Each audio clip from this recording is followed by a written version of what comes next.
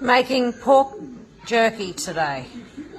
So I've got my curing salt, brown sugar, salt, onion powder, garlic powder, smoked paprika, mustard, cayenne pepper and white pepper.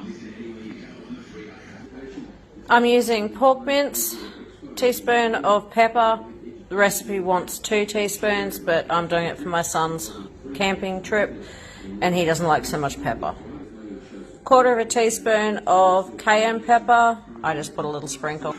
1/4 teaspoon of curing salt. 2 tablespoons of brown sugar. 1.5 tablespoons of salt. 2 tablespoons of onion powder. Garlic powder next. The recipe asks for 2 teaspoons, but my kids like a bit more garlic, so I'm going 1.5 tablespoons. Next is the smoked paprika.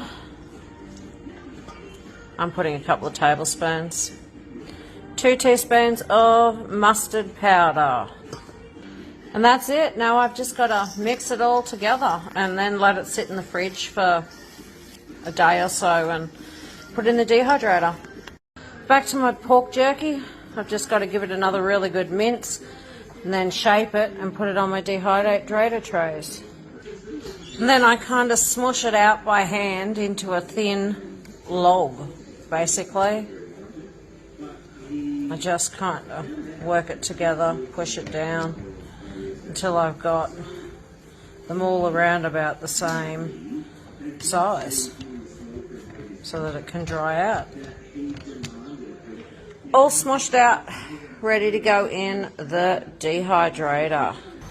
Now I just stack them up in the dehydrator.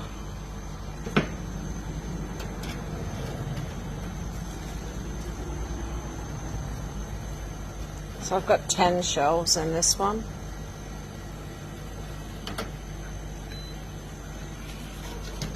Now for the settings, we go on 165 degrees Fahrenheit. Timer, I'm going to put it on about 20 hours and then I'll probably flip them over and they'll go a few more hours. And the pork jerky is dry and ready to come out. Because it's pork, it's not as lean as other jerkies, so I am going to have to dry it on paper towel to get some of the fat off.